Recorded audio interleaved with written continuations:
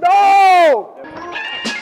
What's going on, guys? It's your boy Tychon, and I'm back with another episode of Tychon Tries. Today, I'm literally doing something I've never done before: wheelchair basketball. I like to think of myself as a baller, but this time, it's gonna be different. Some people may not know this, but wheelchair basketball is a sport that allows people with able bodies to play and players with varying abilities to collaborate and come together and play together. Today, I'm feeling so excited because I love basketball. But it's wheelchair basketball, so I know it's gonna be a little bit different. I'm excited to just learn more about the game. I love this game. We reached out to our friends at Ontario Para Network and Variety Village so I can come today and get on the court.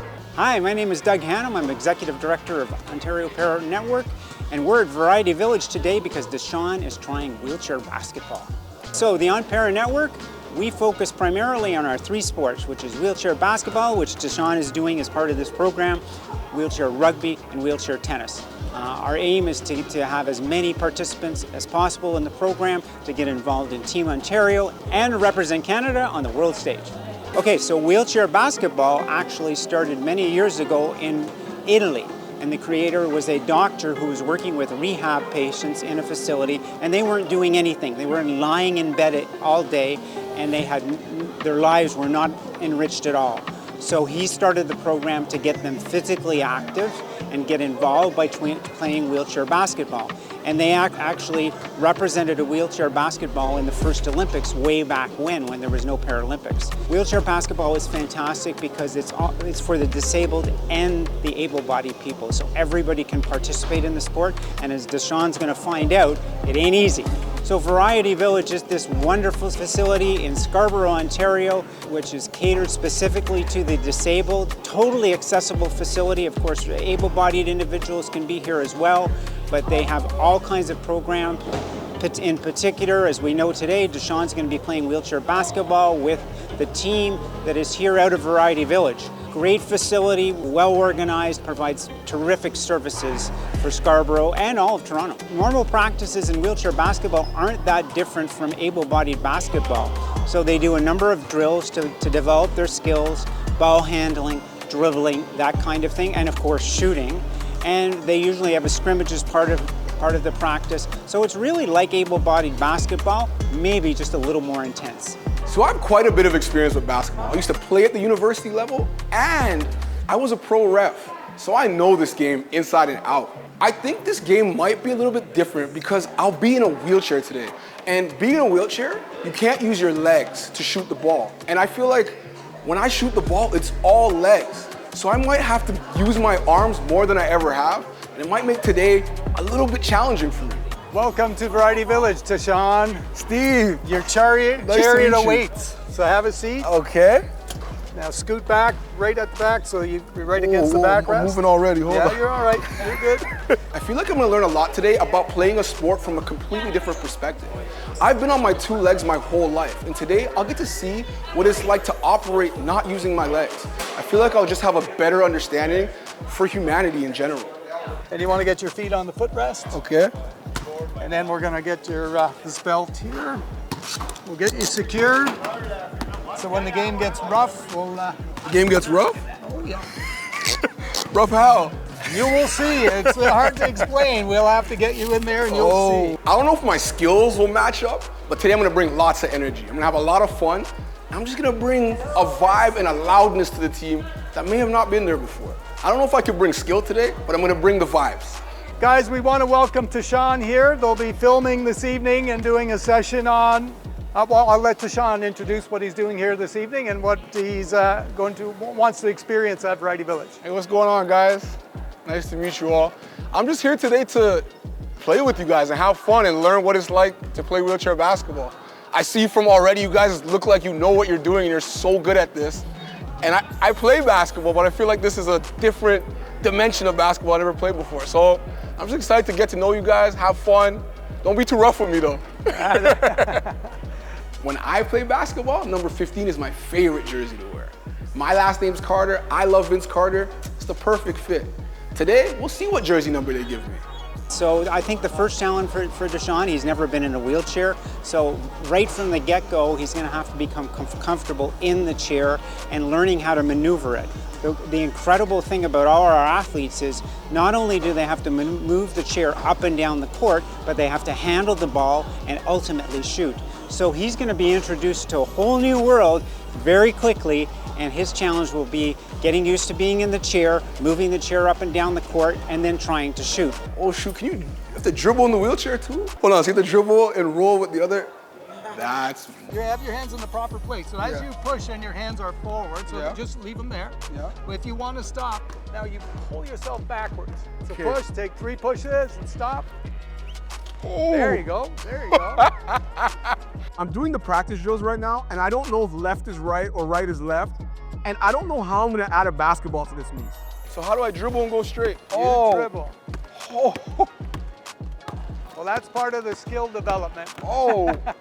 Oh my gosh. So we'll just learn this in steps, Tychon, how to pick the ball off the ground. So all you want to do is pin it to the bottom of your wheel. Yeah. Yeah, right there. So you'll be moving when this happens. So as you move forward, the wheel will bring the ball up to the top, and then you can bring it up. Oh, this is cool. Okay, so we'll put it over here. Now you'll push the chair and get some speed. You need to have speed for this to work. Okay. Right? So we'll put it here, push up to the ball, pin it against the wheel, and pick it up.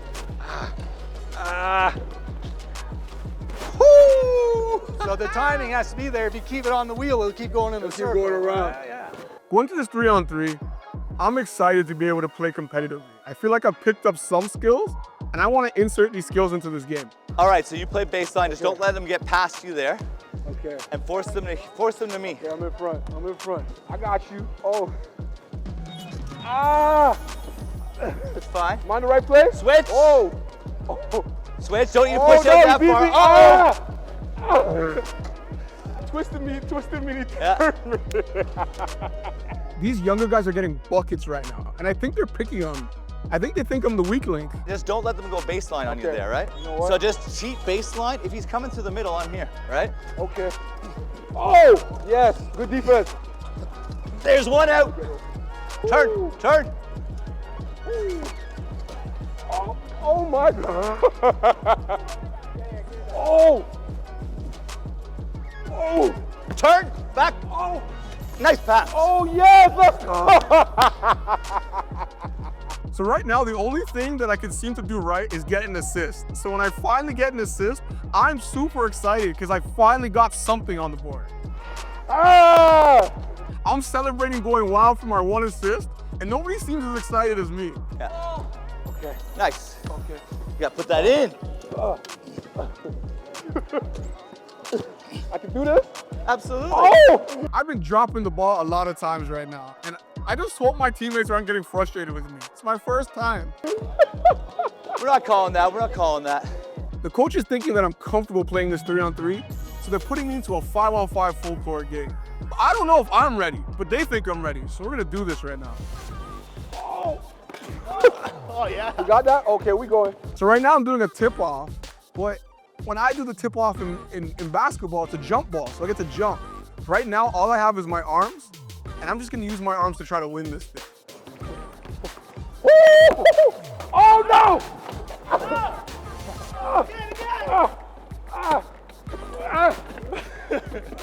No! No! I finally get the ball on this cherry pick, and I put it up, air ball.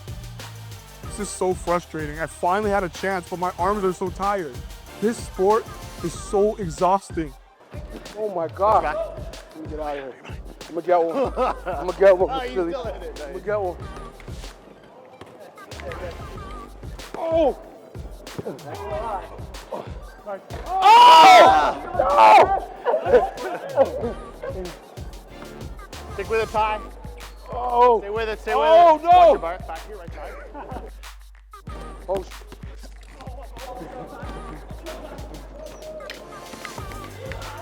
Oh, good save! I'll take it, I'll take it. Oh my gosh. Maybe next press.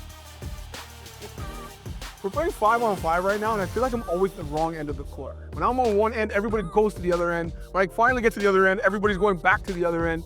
I feel like this wind is passing me, and I'm just stuck trying to find my footing right now. Or not my footing, my wheels.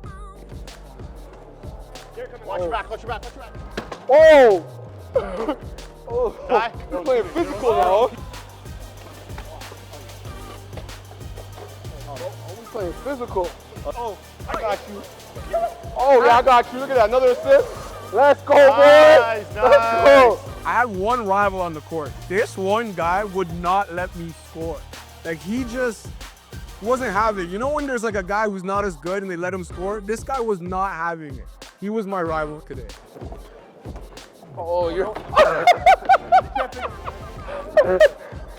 got you the screen. Shoot that all day. Oh, use the bank too. Oh! Oh, no! You.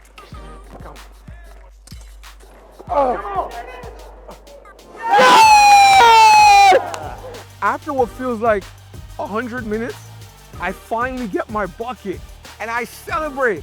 Everybody's happy. It was just good to finally score. Yeah, we did it. We did it, 3 in the key and everything. My arms are tired. I'm sweaty. I'm glad to be taking a break right now. There was no subs, and I'm just happy that I got my bucket and I can get off the court. I didn't realize how technical wheelchair basketball is. It's like it takes so much endurance, stamina, movement, pivoting, dribbling, shooting. Like it's basketball on a whole new level because there's equipment involved. I have so much respect for this game, and it's so much faster than I would have expected. Sometimes I take for granted what it feels like to be able to use my legs every day. And to see players play a sport like this without their legs, it was just humbling to me because the skill it takes and different techniques that you use. I just think today, I felt like I got to share a special moment with a group of guys who had great energy. Yes, sir. What's going on, brother? Good, man. Oh, hold on. Got that bucket out there. You know what I mean? You know what I mean? You found me on a couple of those, so I had to make sure I returned the favor, you know? How'd I do? Did great, bro. Did great. First time. I see you moving the chair like you've been in there before, so thank you for taking the time to kind of like, you know, come and experience a little bit of what we do. Yo, Appreciate it, man. thank you for having me, man. Like, I really have a whole newfound respect for what this game is. Like, it's a different game, but it's basketball. Still, and that's kind of how I got into wheelchair basketball. I grew up playing ball. Played college, then played varsity for a little bit, and it was important to keep that active lifestyle, and then still hoop.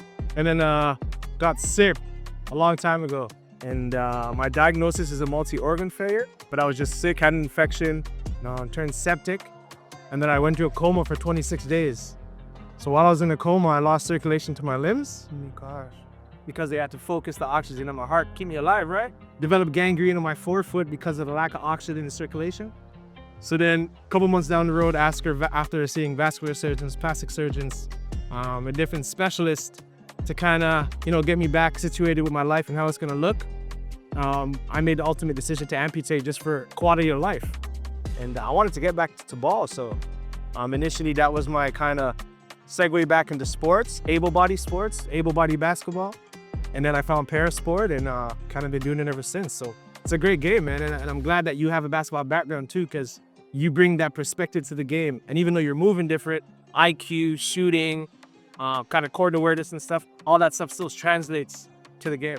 Bro, thank you for sharing that story, man. I appreciate it. Love, brother. Love. So you played able-bodied basketball. Yeah, exactly. And then now you're playing wheelchair basketball. Correct. What's the biggest misconception that you had or that others would have about wheelchair basketball? Yeah, I think in general for me, my biggest, I guess, kind of hesitation to jump into parasport was also adamant on getting back to where I was. That was an able-bodied situation. So I think for me, it was, how am I gonna sit down in a chair when I wanna stand up and run around? So I think that switch was kind of the hardest part. But then getting in the chair, strapping up, IQ, court awareness, shooting, basketball, you still get competitive guys these guys are crazy. Some of these guys you wouldn't even see, like, it should be considered Hall of Famers. Yeah, so still highly competitive. And then as soon as you get that competitive nature and stuff, kind of just fall right into place, right? So, And what's your favorite part of this game? community. Yeah. Community. Even today, like, you know, someone like you who you're an able-bodied basketball player, you might have played ball here, there, and everywhere. You have your own career outside with media and stuff like that. And to have someone like that come in and you see how wheelchair basketball can bring us together. I'm not sure we've met before. Maybe. It feels like we have. Maybe, yeah, maybe. I grew up in Toronto, so the energy, you know what, the vibe is here. But someone like that, like, you know, how you can come into this space and we can feel like family. That's the biggest thing about adaptive sport is just community and supporting each other, helping each other, guiding each other. Same as you gave me the ball, gave me an assist, boom, I gave you back the assist, right? Working together.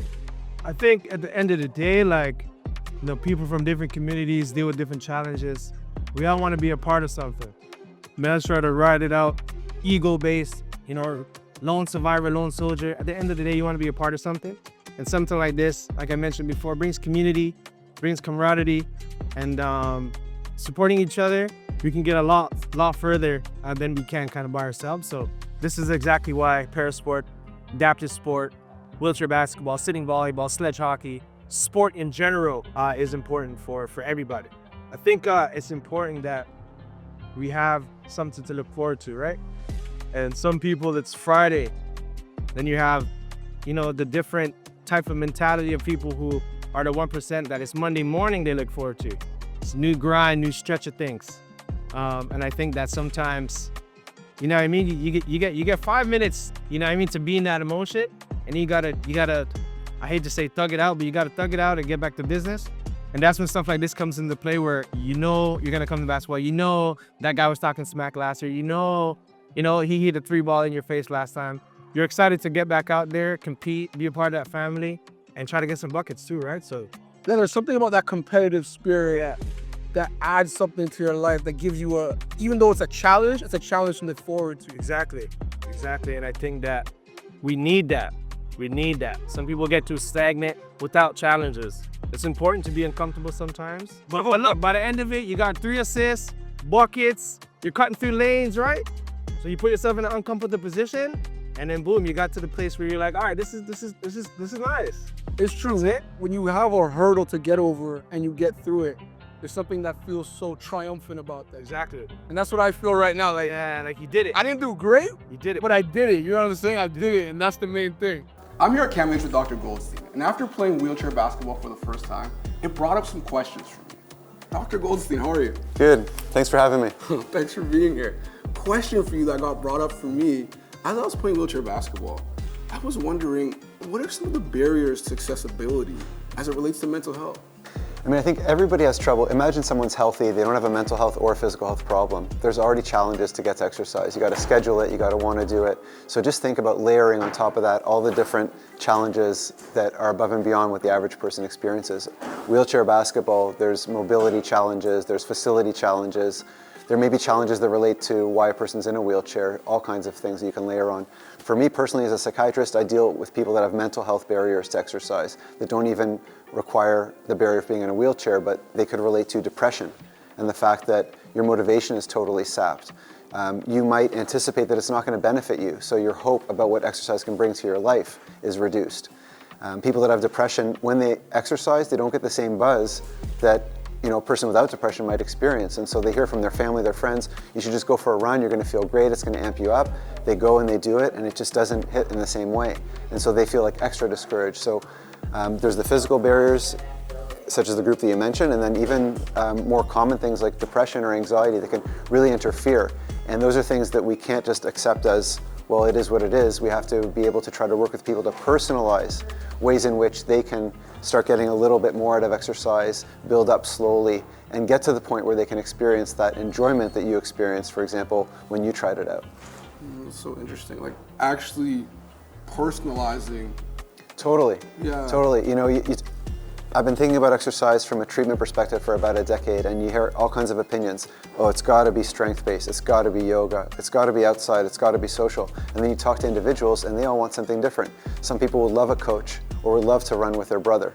Other people want to do it alone or in a social group. And so I think it's got to be sustainable, it's got to be practical, and the goal is not just have someone do a month of it or 2 months of it, but that this is for the rest of their life, something that they're going to identify with as a core part of who they are on a day-to-day basis. And that way they can appreciate the benefits on brain, on body, on mind. It's really interesting. I've talked about the concept of like a mental health toolkit, and it sounds kind of like you're speaking to that in a way. It's like finding the things that work for you. And They have to be personal, right? Like, you know, you're not just going to go buy a suit and put it on and expect to walk out. There are some people that fits, but a lot of people need some adjustments. And I think people that have mental health challenges need some adjustments so that it's custom made for them, so that they can enjoy it and use it on a day-to-day basis. You know, one of the things I've seen is that people often think about exercise as a way to lose weight. And I really encourage them to say, what are the other benefits in your life? Social benefits, cardiac benefits, mental health benefits. Because that focus on weight, something that maybe someone accumulated due to medications or due to depression, it's a very high bar, and I think it detracts from all the positive things that can come from exercise. So I really get them to think about other goals that are very realistic. For example, if someone, it doesn't matter what weight someone is, if they do cardio exercise, they will over time get better. And that improvement for someone that doesn't exercise has meaningful effects on mental health, but also on lifespan and on physical health. So it doesn't have to be perfect, but just any increment of improvement is going to be helpful for that person. And that's another episode of Tychon Tries. Would you guys try wheelchair basketball? Let me know in the comments. Like, comment, share, and subscribe. And stay tuned to see what I try next.